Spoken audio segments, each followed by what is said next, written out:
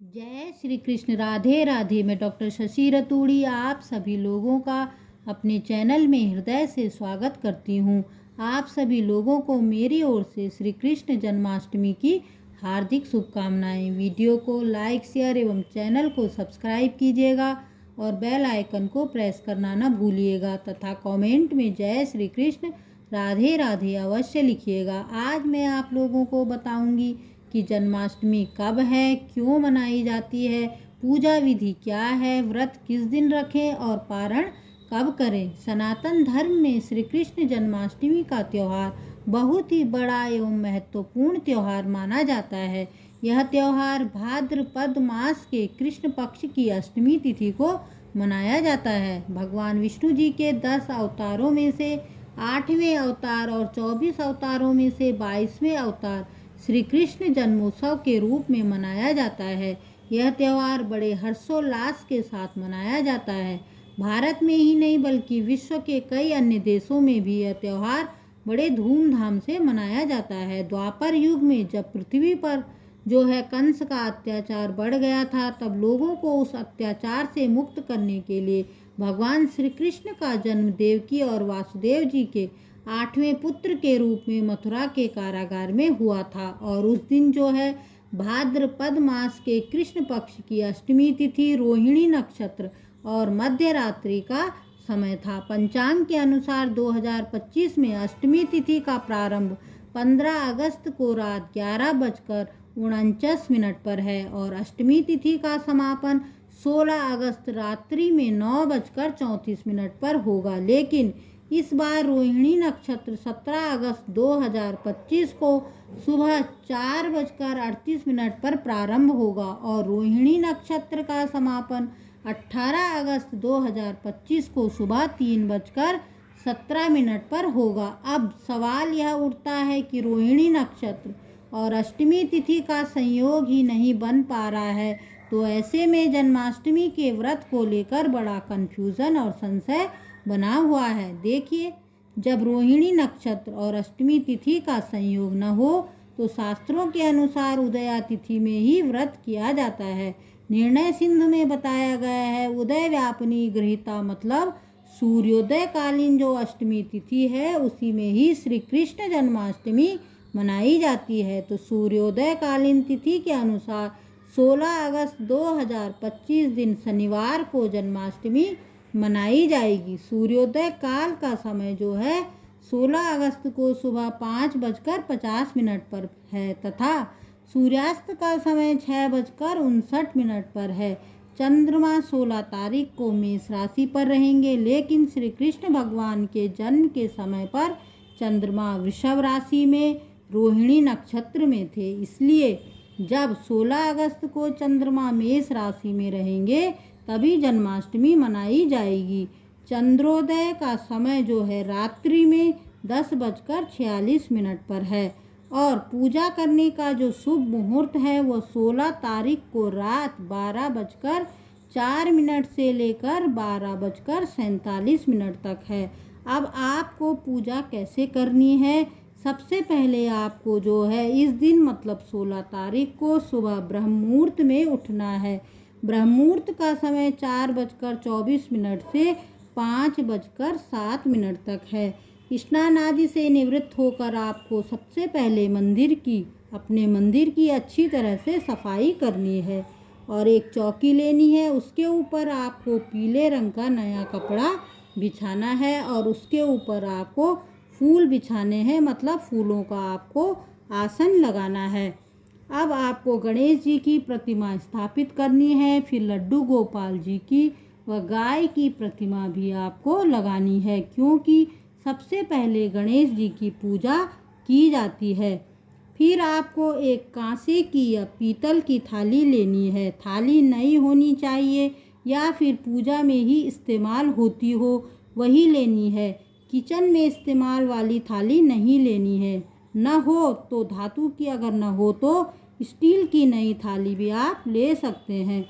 उसमें आपको हल्दी से आपको स्वास्तिक बनाना है और लड्डू गोपाल जी को आपको पहले गंगा जल से स्नान कराना है। उसके बाद उनको पंचामृत से अभिषेक उनका करना है।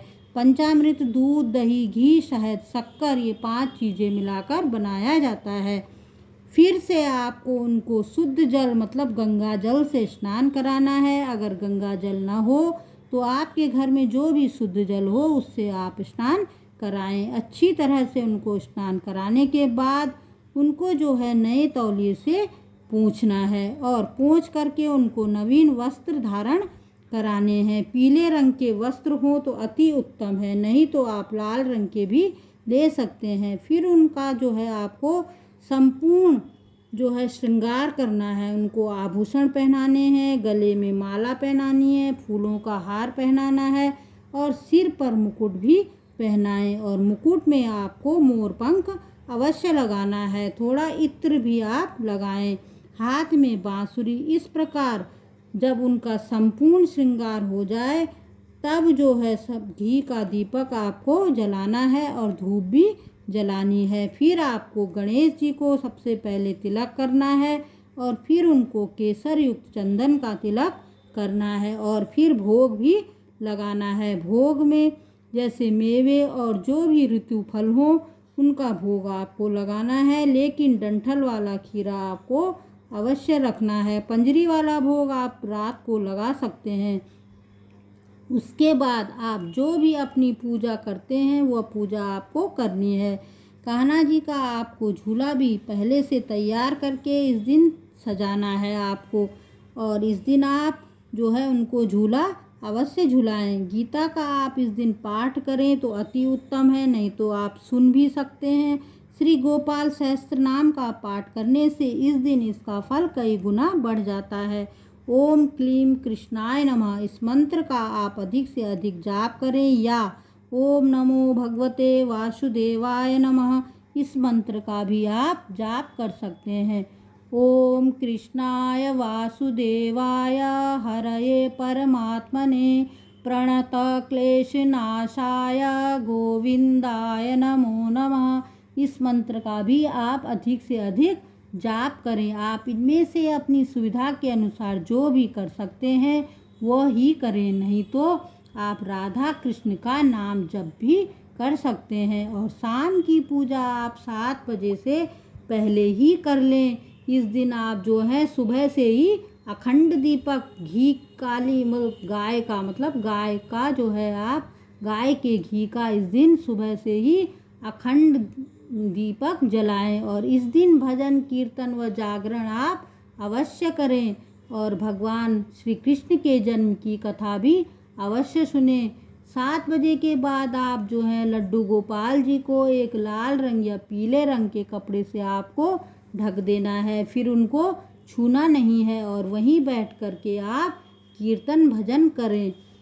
पूजा में आपको एक लोटे में जल जो है अवश्य रखना है। वो सुबह से ही आपने रखा हुआ हो तो बहुत अच्छा है, नहीं तो आप शाम को एक लोटे में जल रखें। और आप जो है भोग में तुलसी दल, माखन मिश्री, धनिया की पंजरी, मेवे और मिठाई, मखाना पाक और खीरा आप जो है डंठल वाला मिल जाए तो अच्छा है, वह आपको रखना है। जो आपने फलाहार बनाया हो वह भी आपको रखना है। चौलाई की खीर, मखाने की खीर, कुट्टू की पूरी जो भी बनाया हो वह सब आप रखें। वैसे तो भगवान को जो है 56 भोग लगते हैं, लेकिन जो भी आप लगा सकें वह लगाएं।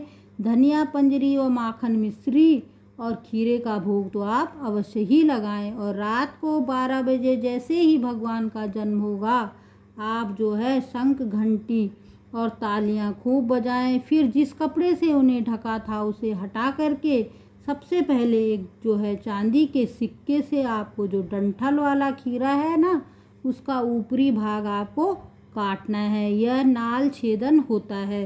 फिर गोपाल जी को आपको जो है कांसे या पीतल की थाली में, जैसे सुबह आपने उनका अभिषेक पहले गंगा जल से किया था, फिर जो है पंचामृत से करना है उनका अभिषेक और फिर से जो है शुद्ध जल से करना है। और फिर उनको नए तौलिए से पोंछ करके उनको नवीन वस्त्र धारण कराने हैं, संपूर्ण आभूषण पहनाने हैं, उनको इत्र भी लगाना है। सिर में मुकुट में मोर पंख आप अवश्य लगाएं, बांसुरी हाथ में सजाएं और सबसे पहले गणेश जी को तिलक करें, फिर उनको पीले चंदन का तिलक लगाएं, गौ माता को भी तिलक करें और दीपक को भी तिलक करें और आरती करें और भोग लगाएं। भोग में सबसे पहले जो है उनको कान्हा जी को शहद चटाएं, फिर धनिया पंजरी और जो आपने फलों का मेवों का भोग लगाया वह लगाएं और गौ माता को भी भोग लगाएं। कान्हा जी को इस दिन झूला अवश्य झुलाएं। इस प्रकार से भगवान श्री कृष्ण का जन्मोत्सव होता है। फिर आप सबसे पहले गौ माता को प्रसाद खिलाएं, अधिक से अधिक लोगों में प्रसाद बांटें तथा स्वयं भी लें। और व्रत का पारण आप रात को 12:47 के बाद भी कर सकते हैं। आपको इस दिन फलाहार ही लेना है, अन्न ग्रहण नहीं करना है। और अगले दिन सुबह 6 बजकर यानी आपको 17 तारीख को सुबह 6:15 से लेकर 8 जो है 16 के बीच भी आप पारण कर सकते हैं। गरीबों को आप भोजन दान दक्षिणा अवश्य दें। भविष्य पुराण में बताया गया है कि एक जन्माष्टमी का व्रत उपवास जागरण करने से 20 करोड़ एकादशी का पुण्य लाभ मिल जाता है। इस व्रत को विधि पूर्वक सच्चे मन श्रद्धा विश्वास एवं पूर्ण निष्ठा के साथ करने से भगवान हर इच्छा मनोकामना अवश्य पूरी करते हैं। धन्यवाद। जय श्री कृष्ण। राधे राधे।